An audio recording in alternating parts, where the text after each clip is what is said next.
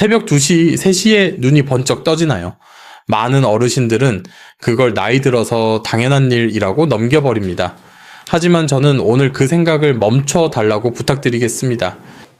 야간에 깨는 습관은 단순한 불편이 아니라 몸을 회복시키는 깊은 잠을 잘라 먹는 신호일 수 있습니다. 그리고 더 무서운 점은 그 원인이 매일 저녁 어르신이 마시는 무언가에 숨어 있을 때가 많다는 사실입니다. 저는 노인의학 전문의로서 거의 30년 동안 노인에 대한 연구와 치료에 헌신해 왔습니다. 안녕하세요. 어르신들의 건강을 돌보는 의사입니다. 혹시 새벽 2시나 3시에 잠에서 깨는 것을 그저 나이로만 여기고 계신가요? 부디 그런 생각은 멈춰주세요. 이 작은 실수 하나가 어르신의 심장을 조용히 망가뜨리고 심장에 꼭 필요한 깊은 잠을 빼앗아 가고 있을지도 모릅니다. 그리고 가장 나쁜 것은 그 원인이 매일 저녁 어르신이 마시는 무언가에 숨어 있다는 사실입니다. 저는 의사로서 이 작지만 심각한 습관에 대해 아무도 말해주지 않아 고통받는 어르신들을 너무나 많이 보았습니다. 그분들은 그것이 해롭지 않다고 생각하셨죠. 하지만 진실은 그것이 밤새도록 방광을 쉬지 못하게 만든다는 것입니다. 그리고 잠이 깨지면 혈압이 오르고 기억력은 희미해지며 몸은 마땅히 받아야 할 진정한 휴식을 결코 얻지 못하게 됩니다. 오늘 저는 어르신이 마시는 물에 무엇을 더하면 되는지 정확히 보여드리겠습니다. 방광을 진정시키고 신경을 안정시키며 깊은 잠을 잘 수 있도록 돕는 아주 간단한 한 가지입니다. 오늘 밤 바로 변화를 느낄 가능성이 있고 자연적이며 연구에서도 반복해서 검토되는 방향입니다. 하지만 시작하기 전에 제가 정말로 어르신 한 분 한 분을 알고 싶어서 여쭙겠습니다. 지금 어디에서 이 영상을 보고 계신가요? 그리고 지금 그곳은 몇 시인가요? 아래 댓글로 남겨주세요. 저는 댓글을 그냥 스쳐 지나가지 않고 가능한 한 꼼꼼히 읽습니다. 그리고 한 가지 더 말씀드리겠습니다. 야간에 화장실 때문에 자주 깨는 일은 귀찮다로 끝나지 않습니다. 국제 비뇨의학 연구들에서는 야간요가 낙상과 골절 위험과도 연결될 수 있다고 반복해서 보고해 왔습니다. 특히 어두운 새벽에 급하게 일어나는 순간 균형이 무너지고 다리가 풀리고 순간적으로 어지러워질 수 있습니다. 그래서 저는 오늘 이야기를 수면 이야기로만 끝내지 않겠습니다. 어르신의 안전심장 뇌, 그리고 장수의 기초인 회복을 함께 지키는 이야기로 이어가겠습니다. 또 하나 제가 자주 듣는 오해가 있습니다. 그럼 저녁에 물을 줄이면 되지 않나요? 라는 말입니다. 여기에도 함정이 있습니다. 물을 무작정 줄이면 밤이 편해질 것 같지만 어떤 분들은 오히려 더 자주 깨고 더 불편해집니다. 왜냐하면 문제는 물의 양이 아니라 몸의 호르몬 리듬과 신장 방광의 예민함, 그리고 저녁 습관이 서로 얽혀 있기 때문입니다. 이 부분은 감으로 해결할 수 없습니다. 저는 오늘 어르신이 이해하실 수 있는 언어로 딱 필요한 만큼만 과학을 풀어드릴 겁니다. 그리고 약을 권하는 방송이 아니라 안전을 최우선으로 한 생활 습관의 방향을 제시하겠습니다. 특히 신장 질환이 있거나 이뇨제 같은 약을 드시는 분들은 끝부분에서 제가 드리는 주의 사항을 꼭 들어주세요.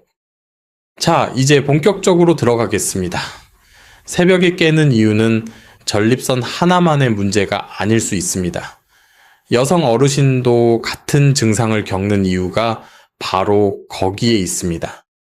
몸속 깊은 곳에서 밤에는 소변을 줄여라 라고 신호를 보내는 작은 호르몬, 그리고 나이가 들며 예민해지는 방광의 신경, 그 연결고리를 제가 지금부터 차근차근 보여드리겠습니다. 이제 우리는 왜 새벽 2시나 3시에 눈이 떠지는지 그 시작점으로 조금 더 깊이 들어가야 합니다. 많은 어르신들은 이 문제를 전립선이나 방광 자체의 노화로만 생각합니다. 하지만 제가 진료실에서 수없이 확인한 사실은 원인이 그보다 훨씬 앞단에서 시작된다는 점입니다. 그 출발점에는 아주 작지만 강력한 호르몬 하나가 있습니다. 이 호르몬의 이름은 바소프레신입니다. 낮에는 거의 주목받지 않지만 밤이 되면 이 호르몬은 조용히 중요한 일을 합니다. 신장에 신호를 보내서 소변 생성을 늦추고 몸이 깨지 않고 깊은 잠을 유지하도록 돕습니다. 쉽게 말하면 지금은 잘 시간이다. 방광을 쉬게 하라는 신호입니다. 문제는 예순을 넘기면서 이 바소프레신의 분비가 눈에 띄게 줄어든다는 점입니다. 여러 관찰 연구에서 노년층에서는 이 호르몬의 야간 분비량이 젊을 때의 절반 수준으로 떨어지는 경우가 흔하다고 보고되었습니다. 그 결과 밤에도 신장은 낮처럼 계속 일을 합니다.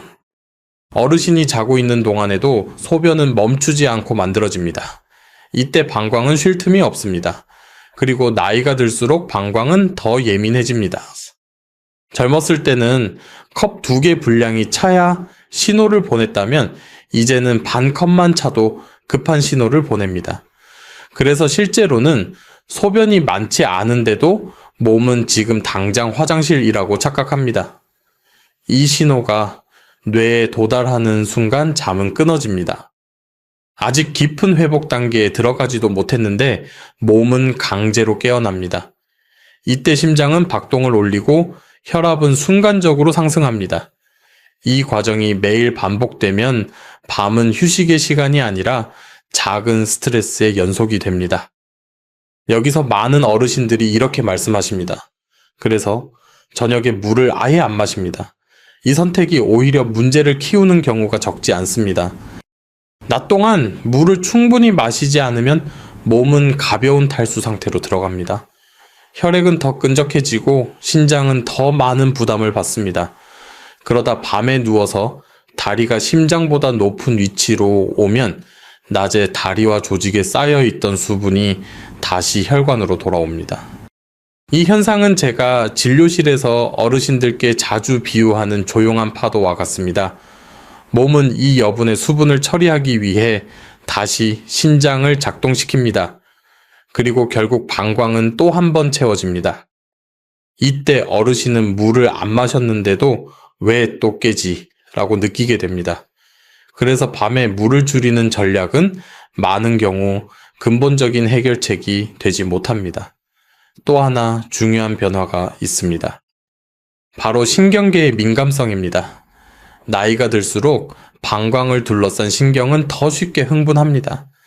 작은 자극에도 과장된 신호를 보내는 경향이 생깁니다.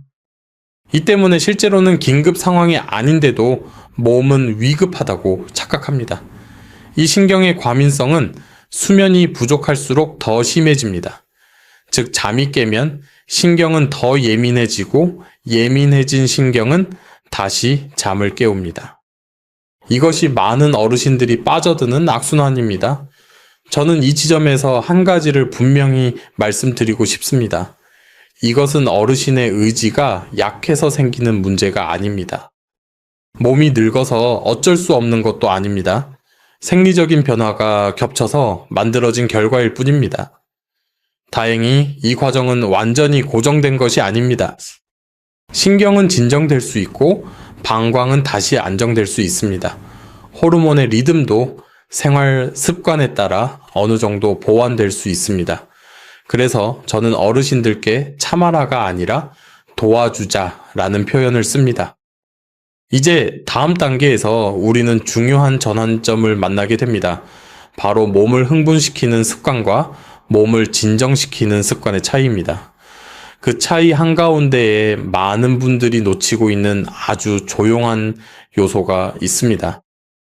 다음 이야기에서는 왜 어떤 어르신들은 같은 조건에서도 잠을 더 깊이 자는지, 그리고 물에 무엇을 더했을 때 몸의 반응이 달라지는지에 대해 말씀드리겠습니다. 앞에서 우리는 밤에 깨는 문제가 단순히 방광 하나의 문제가 아니라는 것을 함께 보았습니다. 호르몬의 변화, 신장의 리듬, 그리고 예민해진 신경이 서로 얽혀 있다는 이야기였습니다. 이제 저는 여기서 한 걸음 더 나아가고 싶습니다. 왜 같은 나이인데도 어떤 분은 밤에 깊이 자고 어떤 분은 계속 깨는지 그 차이를 설명해 드리겠습니다. 그 차이는 대부분 저녁 시간에 몸이 어떤 신호를 받느냐에 달려 있습니다. 몸은 아주 솔직합니다. 긴장시키는 신호를 받으면 각성 상태로 들어가고 진정시키는 신호를 받으면 휴식 모드로 전환합니다. 문제는 많은 어르신들이 자신도 모르게 저녁마다 몸을 각성시키는 습관을 반복하고 있다는 점입니다. 늦은 시간에 카페인만 문제가 아닙니다. 차가운 물, 갑작스러운 수분 섭취, 그리고 신경을 자극하는 미세한 결핍도 영향을 줍니다. 제가 진료실에서 자주 듣는 말이 있습니다. 의사 선생님, 저는 커피도 안 마시고 술도 안 마십니다. 그런데도 밤에 깨는 이유를 모르겠다고 하십니다. 이럴 때 저는 한 가지를 조용히 확인합니다. 바로 미네랄 상태입니다. 그 중에서도 특히 마그네슘은 노년기에 가장 자주 간과되는 요소입니다. 마그네슘은 잠을 재우는 약이 아닙니다. 신경을 억지로 눌러 재우는 성분도 아닙니다. 마그네슘은 원래 우리 몸이 스스로 진정 상태로 들어가기 위해 필요로 하는 기본 재료입니다. 신경이 흥분하면 근육은 긴장합니다. 방광 주변의 근육도 예외가 아닙니다. 마그네슘이 부족하면 이 근육들은 쉽게 수축하고 그 결과 방광은 아직 여유가 있는데도 가득 찼다는 신호를 보냅니다. 반대로 마그네슘이 충분하면 신경의 흥분이 완화됩니다. 근육은 부드럽게 이완됩니다. 방광은 불필요한 긴급 신호를 줄입니다. 이 차이는 생각보다 큽니다. 여러 관찰 자료에서 노년층의 마그네슘 섭취량은 권장 수준보다 낮은 경우가 흔합니다. 특별히 굶지 않아도 이런 일이 발생합니다. 왜냐하면 토양의 미네랄 밀도가 예전보다 낮아졌고 조리 과정에서 미네랄 손실이 크며 씹기 쉬운 음식 위주의 식단이 늘어났기 때문입니다. 이 결핍은 혈액 검사에서 잘 드러나지 않습니다. 그래서 더 조용합니다. 하지만 몸은 다른 방식으로 신호를 보냅니다. 자주 쥐가 나는 다리 쉽게 깨는 잠, 그리고 밤중에 반복되는 소변 신호입니다. 이제 중요한 질문이 나옵니다. 그럼 마그네슘을 언제 어떻게 몸에 전달해야 할까요? 여기서 타이밍이 핵심이 됩니다. 마그네슘은 아침보다 저녁에 더 의미가 있습니다. 특히 잠자리에 들기 약 2시간 전 몸이 서서히 하루를 마무리하려는 시간대가 가장 적절합니다. 그리고 형태도 중요합니다. 노년기에는 위와 장이 예전만큼 빠르게 흡수하지 못합니다. 그래서 자극이 적고 흡수가 부드러운 형태가 필요합니다. 이런 형태는 신경을 급하게 자극하지 않고 천천히 몸에 이제 쉬어도 된다는 신호를 보냅니다. 여기서 물의 온도가 등장합니다. 차가운 물은 몸을 깨웁니다. 위장을 긴장시키고 방광을 자극합니다. 반대로 따뜻한 물은 신경계에 안정 신호를 보냅니다. 마치 몸을 이불로 덮어주는 것과 비슷합니다. 따뜻한 물에 마그네슘을 섞는 행동은 단순한 섭취가 아니라 하나의 의식처럼 작용합니다. 몸은 그 패턴을 기억합니다. 매일 같은 시간, 같은 방식으로 반복되면 신경은 더 빨리 진정 상태로 들어갑니다. 제가 만났던 한 어르신은 이런 표현을 쓰셨습니다. 몸이 먼저 잠잘 준비를 하더라. 이 말은 아주 정확합니다. 우리는 잠을 강요할 수 없습니다. 하지만 잠이 오기 쉬운 환경은 만들어줄 수 있습니다. 이제 다음 이야기에서는 실제 어르신 한 분의 경험을 통해 이 작은 변화가 어떻게 밤을 바꾸었는지 구체적으로 보여드리겠습니다. 이제 저는 한 분의 실제 이야기를 들려드리고 싶습니다. 이 이야기는 특별한 사람이 아니라 많은 어르신들이 자신을 비춰볼 수 있는 평범한 사례입니다. 제가 이 이야기를 선택한 이유는 작은 변화가 어떤 과정을 거쳐 몸의 반응을 일으키는지를 가장 잘 보여주기 때문입니다. 몇 해 전 이탈리아 북부의 작은 도시에서 은퇴 후 지내시던 71살의 남성분을 만난 적이 있습니다. 그분은 젊을 때 교사로 일했고 생활 습관도 비교적 규칙적인 편이었습니다. 낮에는 산책을 하고 저녁에는 가벼운 식사를 했으며 술과 담배도 멀리한 분이었습니다. 그런데도 밤만 되면 상황이 달라졌습니다. 거의 매일 새벽 1시 반쯤에 한 번, 그리고 다시 3시에서 4시 사이에 또 한 번 잠에서 깨서 화장실에 가야 했습니다. 그분은 제게 이렇게 말씀하셨습니다. 의사 선생님, 저는 잠이 없는 사람이 된 것 같습니다. 실제로는 침대에 누워있는 시간이 길었지만 깊이 잔 기억은 거의 없다고 하셨습니다. 아침이 되면 몸이 무겁고 머리가 맑지 않았고 낮에 집중력이 떨어졌습니다. 가장 힘들었던 점은 밤이 오는 것이 두려워졌다는 것이었습니다. 처음에 그는 전립선 문제를 의심했습니다. 검사를 했지만 나이에 비해 특별히 심각한 소견은 없었습니다. 약을 권유받기도 했지만 어지럼증이 생겨 중단했습니다. 그 다음에는 물을 줄여보았습니다. 저녁 6시 이후에는 거의 마시지 않았습니다. 하지만 밤에 깨는 횟수는 줄지 않았고 오히려 갈증과 입 마름 때문에 잠들기 더 어려워졌습니다. 그분과 상담하면서 저는 서두르지 않기로 했습니다. 먼저 몸이 어떤 패턴으로 반응하고 있는지 충분히 이해하도록 도왔습니다. 그리고 아주 작은 조정부터 시작했습니다. 첫 번째로 바꾼 것은 물의 온도와 시간입니다. 차갑게 마시던 물을 미지근한 물로 바꾸고 잠자리에 들기 약 2시간 전에 마지막으로 마시도록 했습니다. 두 번째로 저녁 시간에 몸을 진정시키는 신호를 하나 더해보자고 제안했습니다. 그 신호가 바로 마그네슘이었습니다. 처음에 그분은 반신반의하셨습니다. 미네랄 하나로 밤이 달라질 수 있습니까? 저는 이렇게 설명드렸습니다. 이것은 약이 아니라 몸이 원래 하던 일을 다시 도와주는 재료라고 말입니다. 우리는 자극이 적은 형태의 마그네슘을 선택했습니다. 아주 소량을 따뜻한 물에 섞어 저녁 일과를 마무리하는 신호처럼 사용했습니다. 첫날과 둘째 날에는 큰 변화가 없었습니다. 셋째 날 밤 그는 여전히 한 번 깼습니다. 하지만 예전보다 다시 잠드는 시간이 짧아졌다고 했습니다. 다섯째 날이 되었을 때 변화가 느껴지기 시작했습니다. 새벽에 깨기는 했지만 몸이 덜 긴장된 상태였다고 했습니다. 화장실에 다녀온 후 다시 누웠을 때 잠이 비교적 빨리 돌아왔다고 말했습니다. 열흘쯤 지나자 그는 놀란 표정으로 제게 말했습니다. 어젯밤에는 한 번만 깼습니다. 그리고 그 다음 주에는 이틀에 한 번꼴로만 깨기 시작했습니다. 한 달이 지나자 그의 밤은 완전히 달라졌습니다. 연속으로 5시간 이상 자는 날이 늘어났고 아침에 일어났을 때 몸이 덜 무거웠습니다. 가장 인상 깊었던 말은 이것이었습니다. 아침에 눈을 뜰 때 다시 하루를 살고 싶다는 느낌이 듭니다. 이 변화는 기적이 아니었습니다. 몸을 억지로 조종한 결과도 아니었습니다. 그저 몸이 필요로 하던 조건을 조금 맞춰준 결과였습니다. 이 사례에서 중요한 점은 마그네슘 하나만으로 모든 것이 해결되었다는 이야기가 아니라는 것입니다.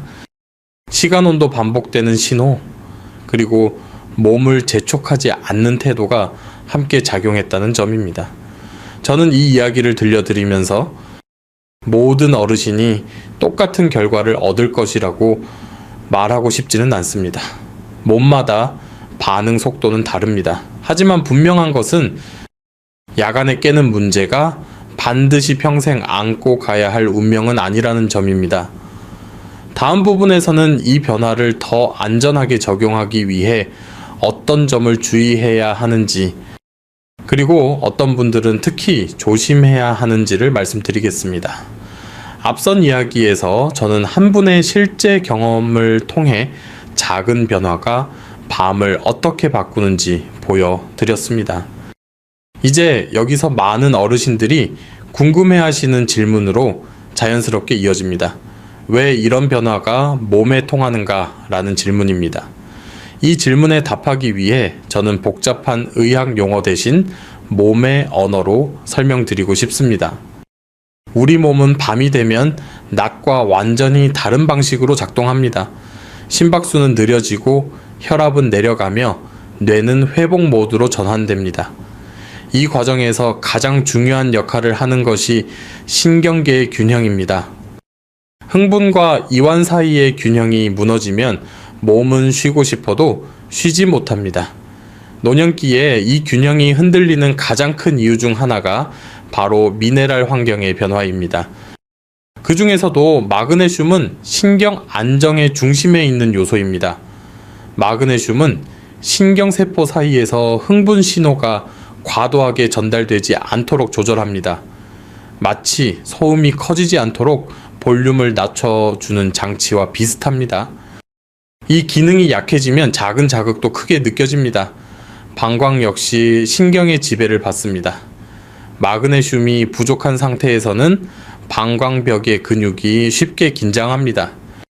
이 긴장은 실제 용량과 상관없이 가득 찼다는 착각을 만듭니다. 여기서 중요한 점은 이 현상이 질병이 아니라 기능적인 변화라는 것입니다. 그래서 검사에서는 이상이 없다고 나오지만 몸은 계속 불편함을 느낍니다. 많은 어르신들이 이 단계에서 수면제를 떠올립니다. 하지만 수면제는 신경을 진정시키는 것이 아니라 신경을 눌러 잠을 유도합니다. 그 결과 잠든 것처럼 보이지만 깊은 회복 단계는 충분히 유지되지 못하는 경우가 많습니다. 그래서 아침에 더 멍하고 더 무거운 느낌이 남습니다. 반면 마그네슘은 억제가 아니라 조율에 가깝습니다. 몸이 원래 가야 할 속도로 돌아가도록 돕는 역할입니다. 또 하나 중요한 요소는 청아소와의 관계입니다. 차가운 물이 몸에 들어가면 위장과 신경계는 순간적으로 긴장합니다. 이 긴장은 방광에도 전달됩니다. 반대로 따뜻한 물은 복부와 신경을 이완시키고 몸에 안전하다는 신호를 보냅니다. 그래서 같은 마그네슘이라도 차가운 물에 타서 마셨을 때와 따뜻한 물에 섞어 마셨을 때 몸의 반응은 다를 수 있습니다. 또한 타이밍 역시 매우 중요합니다. 잠들기 직전에 마시면 몸이 아직 흡수할 시간이 부족합니다. 너무 이르게 마셔도 밤중까지 효과가 이어지지 않을 수 있습니다. 제가 권하는 2시간 전이라는 시간은 몸이 흡수하고 신경이 반응하고 방광이 진정될 충분한 여유를 주는 시간입니다. 이 과정은 서서히 일어납니다. 그래서 첫날 밤에 완전히 달라지지 않아도 실망할 필요는 없습니다. 신경은 반복을 통해 학습합니다. 매일 같은 시간 같은 신호가 주어지면 몸은 그것을 새로운 기준으로 받아들입니다. 여기서 중요한 점 하나를 짚고 가야 합니다. 모든 어르신에게 동일한 양이 필요한 것은 아닙니다. 몸이 민감한 분들은 아주 적은 양에도 반응합니다. 특히 장이 예민하거나 설사를 쉽게 하시는 분들은 과한 양이 오히려 불편을 만들 수 있습니다. 그래서 저는 항상 적게 시작해서 몸의 반응을 보라고 말씀드립니다. 이제 우리는 왜 어떤 어르신들은 작은 변화에도 잠이 깊어지는지, 왜 어떤 분들은 시간이 조금 더 필요한지를 이해할 수 있습니다. 이제 오늘 이야기의 마지막에 와 있습니다. 지금까지 저는 어르신이 밤에 깨는 이유가 단순히 나이 때문이 아니라는 점을 말씀드렸습니다. 그것은 몸이 망가졌다는 신호가 아니라 도움이 필요하다는 조용한 요청일 수 있습니다. 새벽 2시, 3시에 깨는 그 순간은 몸이 깨어나고 싶어서가 아닙니다. 몸은 오히려 더 깊이 쉬고 싶어 합니다. 다만 그 길을 잊어버렸을 뿐입니다. 오늘 제가 드린 이야기는 마법도 아니고 즉각적인 기적을 약속하는 것도 아닙니다. 하지만 많은 어르신들의 몸이 실제로 반응해온 부드럽고 현실적인 방향입니다. 따뜻한 물 한 잔, 그 안에 몸을 진정시키는 작은 도움, 그리고 매일 같은 시간 몸에게 이제 쉬어도 괜찮다는 신호를 보내는 습관. 이것은 약을 더하는 이야기가 아니라 몸의 리듬을 다시 존중해주는 이야기입니다. 물론 꼭 기억하셔야 할 점도 있습니다. 이 영상은 의료 상담을 대신할 수 없습니다. 신장 질환이 있거나 특정 약물을 복용 중이시라면 새로운 습관을 시작하기 전에 반드시 담당 의사와 상의하셔야 합니다. 안전은 언제나 가장 중요합니다. 하지만 특별한 금기 사항이 없다면 어르신의 몸은 아직도 변화를 받아들일 수 있습니다. 나이가 들었다고 해서 회복의 가능성까지 사라지는 것은 아닙니다. 저는 진료실에서 이르니 넘어서도 다시 깊은 잠을 찾는 분들을 많이 보아왔습니다. 그분들 모두가 같은 방법을 쓴 것은 아니었습니다. 하지만 공통점은 하나였습니다. 자신의 몸을 포기하지 않았다는 점입니다. 오늘 밤 잠자리에 들기 전 조금 더 천천히 움직여 보세요. 따뜻한 물을 준비하고 숨을 한번 깊게 쉬어보세요. 몸이 긴장을 풀 준비를 하고 있는지 느껴보세요. 만약 이 이야기가 어르신 마음에 조금이라도 닿았다면 아래 댓글에 수면이라고 한 단어만 남겨주세요. 그 한 단어가 지금도 조용히 잠을 잃고 있는 누군가에게 용기가 될 수 있습니다. 그리고 어르신의 밤과 건강을 소중히 여기신다면 구독 버튼을 눌러주세요. 다음 영상에서는 약에 의존하지 않고 몸을 회복시키는 더 많은 방법을 차분히 나누어 드리겠습니다.